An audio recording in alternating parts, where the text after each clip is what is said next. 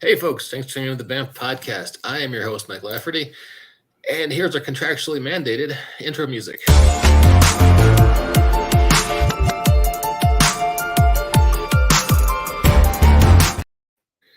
And that assures you, gentle viewers and gentle listeners, that you're now ingesting a high quality, high production value podcast. Only the finest farm to table, ethically sourced geeky conversation for your listening pleasure. And here with us today, we've got co-host Professor Chris McLaughlin. How you doing, Chris? I'm good. A lot. People may be surprised to know that all of the theme songs in the BAMF family of podcasts, it's by Mike's brother Miko Lafferty, who's kind of going through a rough time now. I don't want to get into details, but he gets a little cut of all this, and it's keeping him an honest man and makes his parole officer very happy. So I commend you for that, sir. All right. Got into some trouble with Brazil. It's not really his fault, but story there. And Mr. Like he keeps telling the judge, he's such a character. Yeah. Also, switching subjects, Mr. Dan Taylor of the Hero Happy Hour is here with us. How you doing, Dan? I am so well and good. How are you, gentlemen? We're doing awesome. It's good to see you again. Last time we had you on talking about your you were doing comedians and catacombs. Or catacombs and comedians. Catacombs and comedians. That was your on stage in comedy clubs across the Southeast doing D&D. How is that going? I've just did a show Tuesday night. Sweet. Yeah, at my home club at Zany's here in Nashville. Mm-hmm. And I don't know if last time we talked if I was doing the shows in Knoxville yet. I've got a residency in Knoxville now at the Central Cinema. So this is becoming a thing. You're now a professional entertainer. I am on the road 3 nights a month, pretty much, doing with driving up to 2.5 hours away. Knoxville's 2.5 hours away. Huntsville's 2 hours away. Doing a dungeon mastering, a little D&D with stand-up comedians. And speaking of the cinema, Central Cinema in Knoxville, Professor, you would love this place. It's a niche little art house movie theater. And I think like the night before I first performed there, they had a Big Trouble in Little China. And then the next night, last week they had a David Lynch, festival. So it's a very cool little theater place. And I love playing there. Their lobby looks like my bedroom when I was in 8th grade with movie posters and comic books and stuff like that. Oh, that's great. It's nice. Great. The more theaters we have out there that's keeping real cinema alive. God bless them. I hope they're able to fully come back from the pandemic. Yeah, I think they're having this week they're doing The Room with a couple of stars from that. And they've got live Dungeons and Dragons once a month now. As a man who caught a pass from Tommy Wiseau himself, I can appreciate that. Who would have thought that a few years later, Wiseau would be embarrassed about being in a movie with James Franco? What a world. Well, so Dan, we are here to talk about your comic book endeavors, and you're quite well known for doing Superhero Happy Hour, and then look at this. Star Marshals. It's done. It's done. Hey. I mean, we're having a crowdfunding campaign for it right now, but it's done. It is ready to go out the door. It is. You're holding it in your hand. It is. Yeah. Ready for delivery. This is the 40-page basic one. On this one, we're having 48 pages because I got bonus material in the back. Okay, that's pretty cool. What kind of bonus material? We've got some wanted posters of some perps in the known galaxies. I've got like a schematics of their ship. Ooh. There's a sign up form for the Star Marshals. Let me get this straight. Junior Star Marshals Cadet Club, which is also a reward or an add-on with the crowdfunding campaign. Sweet. Hang on, I've got the image. Let me go ahead and share that. It's not high res, but there we go. It's a buddy cop space movie. I'm guessing the guy on the right is too old for this shit. Exactly. I originally wrote this script shortly after Superhero Happy Hour #2 came out. So that was 20 years ago. And it just took me this long to, I went through a lot of artists trying to find the nail, and I just went, damn it, why not just get Chris to do it? He can do my writing, he can do it. So so Chris Faison, who I'd done Hero Happy Hour with 21 years ago, we reteamed to do Star Marshals, and it is similar in tone. It's with Hero Happy Hour, in which I poke fun at various superhero tropes. With this, I'm poking fun at police procedurals and science fiction movies. And so, yeah, it's Hero Happy Hour had superheroes sitting around in a bar talking. This has space cops sitting in their cockpit talking. So I'm a fan of talkie comics.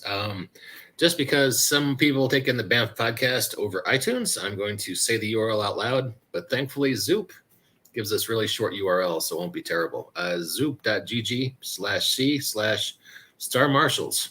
And you can also go to starmarshals.com, and that'll take you right there as well. Even better. This is perfect. Hey, congrats on using Zoop. That takes some bravery. The only guys I know using Zoop other than you have been like guys like Ron Mars. So congrats on taking the leap.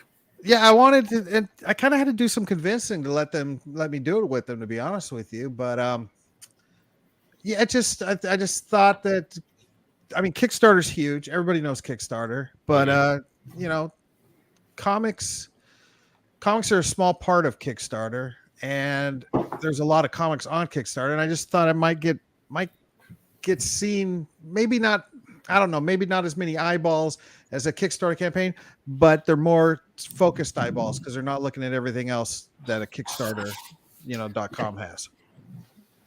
Maybe closer to being potential customers. Yeah. So, I mean, if people who know comic books and know crowdfunding, I'm assuming and I'm hoping and I'm betting that they know about Zoop. So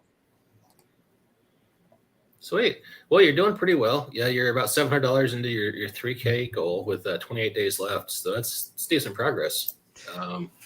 I just backed, and I know from your previous comics, Hero Happy Hour, and oh boy, help me out with the title of your Bernie Sanders zombie themed comic. The Donald of the Dead. Yeah. We did this, Chris and I, we did that one before the election, way back when 2016, and it all takes place at the Republican convention, and it's just, it's pretty much Dawn of the Dead meets Donald Trump, or Donald Trump is Dawn of the Dead, Donald of the Dead. I thought that was a really fun book. I really enjoyed that one. So yeah, I backed this. I'm looking forward to it. So I just saw you wave around a copy in your hands. When are we thinking about delivery happening? What I'm going to do, my plan is using Kablam to print. Mm-hmm. So as soon as all the money clears, I just send Kablam a spreadsheet of all the names and addresses, and they're going to send it out themselves. So I will physically I don't have to have them shipped to me and then me ship them out. We're just going to do it as quick as we can. Since the book is done, you're getting the PDF minutes after the money clears. As far as I've got 2 Cadet Club memberships, the electronic digital version and the physical version. And so you'll get the digital version right then and there too, which will have digital version of the membership card and the certificate and, the coloring book. Yes, we have a coloring book of the 8 most wanted criminals in the galaxies. But it's the physical version of the kit. Look, I mean, I've already got, it will come in this fancy mailer. Nice. And it will have such goodies as recruitment posters,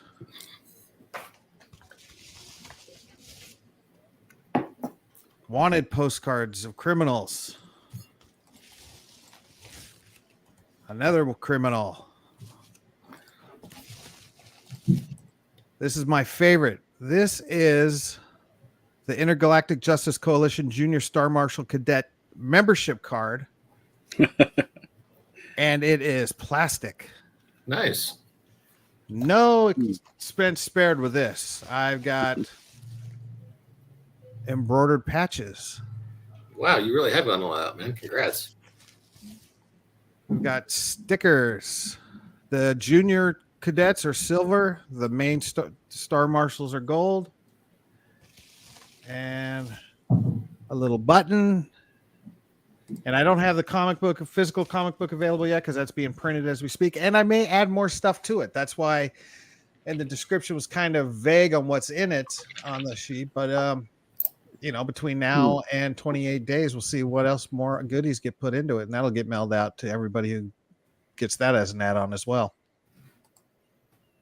All right, cool. So, hey, since Chris is here and he's a big movie guy, can we ask what maybe movies were your inspiration for Star Marshals? Well, you're looking at Lethal Weapon. Mm-hmm. There's actually TV shows. Adam 12 is a big inspiration because I'm a huge Adam 12 fan with Malloy and Reed.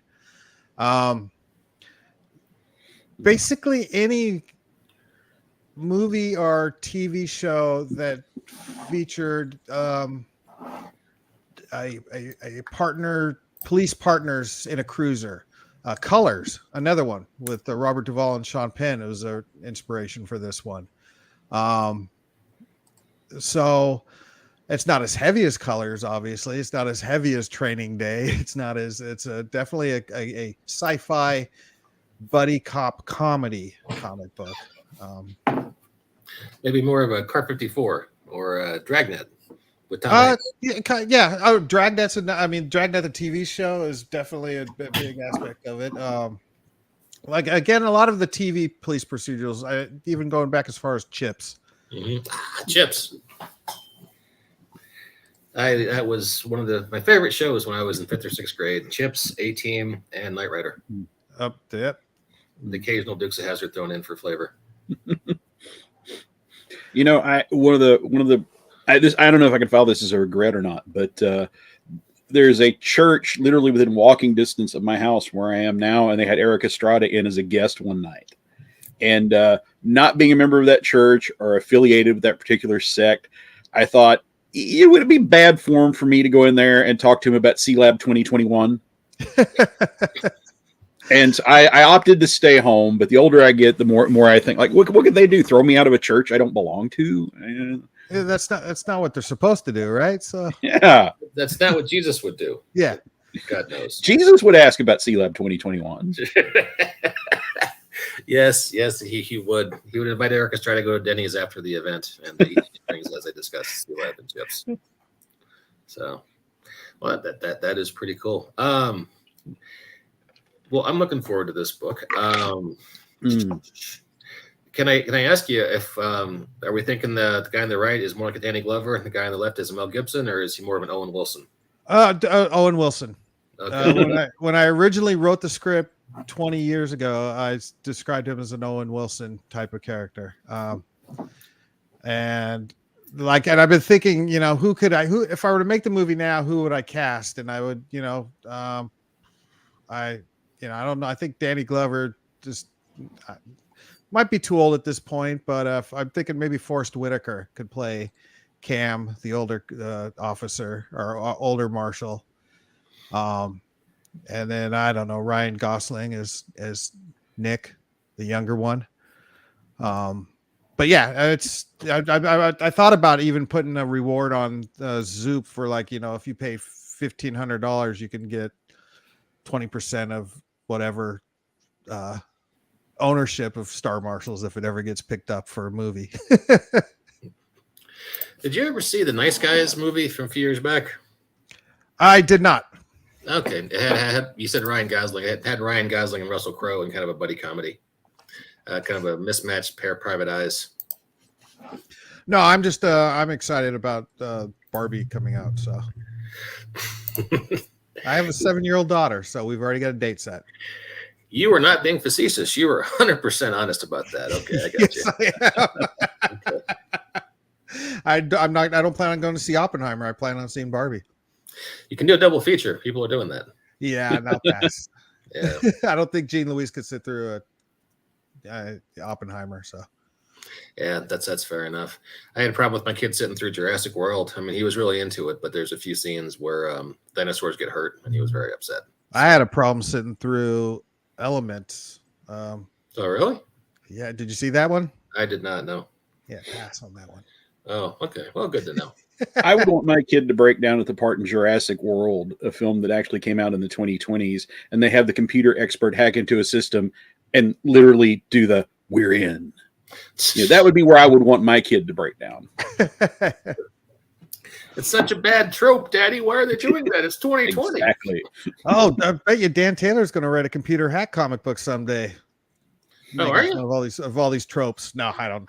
Well. Yeah, But one of the elements of Star Marshals is the way I wrote it. It's a 40-page story book, and it's very much of an hour-long episodic TV episode. I remember back in the day when I just had the script, long time ago, I showed it to Eric Larson when he was running Image, and he poo-pooed it, saying, "Nope, you can't do a comic book that's 40 pages long. You got to cut it down to 22 pages." I says, "Well, I guess I won't do it in Image." So here I am 20 years later doing it myself. What's Eric doing these days? I have no clue. Besides Savage Dragon. I mean, but yeah.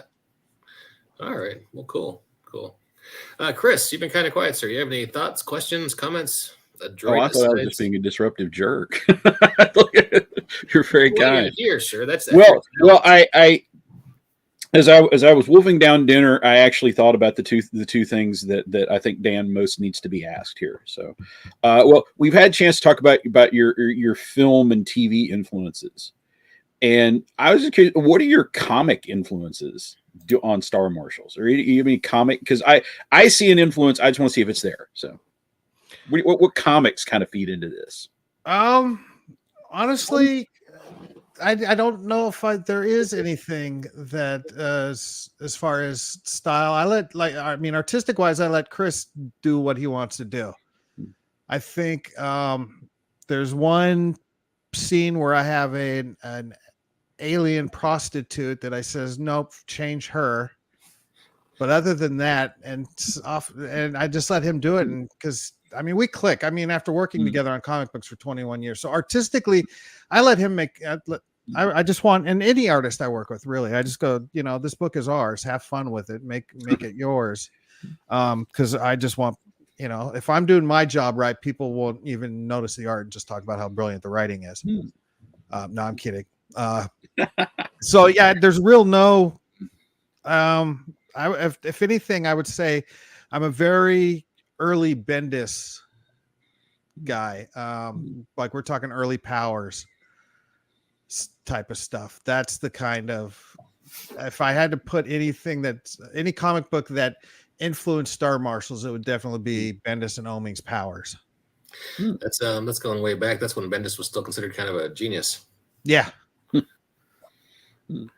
Because I've been seeing a lot of this, knowing you two guys and seeing you guys a lot on social media, but it kind of reminds me of if you remember the legendary Warren black and white horror magazines that ran from the 60s through the early 80s, Creepy and Eerie. Mm-hmm. It kind of reminds me of like the later issues of Eerie when the publisher Jim Warren had kind of checked out and everything was being approved, if that's the word, by a bunch of 20-year-old guys who were essentially running the show, and they were putting out, like, I don't know if it was great. It wasn't always good, but it was always memorable. This like unedited 20-year-old guys stuff, and they were going for these on the edge genre parodies. Like I always think about Jim Stenstrom's Rex Havoc and the Ass Kickers of the Fantastic, and it just seemed to me to be that type of gloriously unrestrained sort of parody. It's like, if Eerie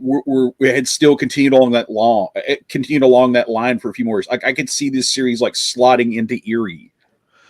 Yeah, that's not a far off idea either. It's also kind of a non-political Mad magazine. Ooh, yeah. When they would spoof, movies or stuff off of there. You know, because I mean, they definitely, there was a meta awareness in, you know, like the Mad Magazine parodies and stuff like that. And I think there's definitely a sense, especially in Hero Happy Hour, of a meta awareness that the characters have. And I think in a way that kind of happens with Star Marshals as well. I mean, they very much, both the main characters, Cam and Nick, know their parts. I just, and the interaction, like, they're the kind of guys that if Law and Order was on in their galaxy, they would say, isn't this just like a Law and Order episode where it begins, you know, where they're, you know, talking to the two guys who, you know, the two Law and Order always start off with the jogger or the two warehouse guys discovering the body. So all right. Well, hey, once again, people can find that at zoop.gg/c. Well, wait, you know what? StarMarshals.com. I have to say all that. yeah. StarMarshals.com. You're there. Boom. Check it out. It's a fun comic. Dan makes great stuff. And we have to ask Dan the question that everybody that follows Dan on social media needs to know. How is Jolene? How is Jolene? Jolene is awesome. She's my 8-week-old puppy. I hear her crying outside my office door right now, wanting to get in. No, I'm the happiest man on the planet besides having a wonderful wife and a wonderful child and an old Chiweenie. Now I've got a red heeler golden retriever mix, even though she doesn't look like either one of those dogs. She's a sweetheart. She really is. I'm a very happy guy. My wife is crushing hard. I've noted the first time she's ever commented on any of my posts, it's been Jolene photos. So she's more than welcome to, and I will be posting Jolene photos on every social media account I have except Twitter. I refuse to share my puppy Joy on Twitter. Yeah. Threads though. Threads is okay. Threads is up there.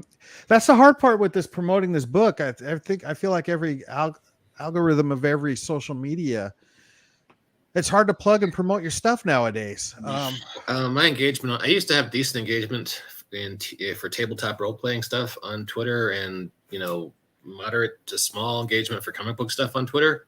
Oh God, it just tanked. I mean, yeah, it's like nothing. Crater. And you know, I'm on the Blue Sky, I'm on the Threads, I'm on the Facebook and the Instagram, and I've already forgotten my Mastodon and my so is everybody else. Yeah. You know, someone told me 10 years ago, was like, you know, you need to get the emails of all your customers and make a huge email list and email them whenever you have a new project. That's the way you do this, because platforms will come and go. And I was like, you're crazy. But now I'm not doing all that bookkeeping now. I wish I did. I work with Steve Conley. Steve Conley and I have a Sunday morning Twitch chat where we called Mazes and Muses, where we talk about making comic books and making tabletop role-playing games and stuff like that. And he swears by the mailing list, and I'm like, I know I should have done it. Let me say, the Emmy nominated Steve Conley now. Oh, what's his book?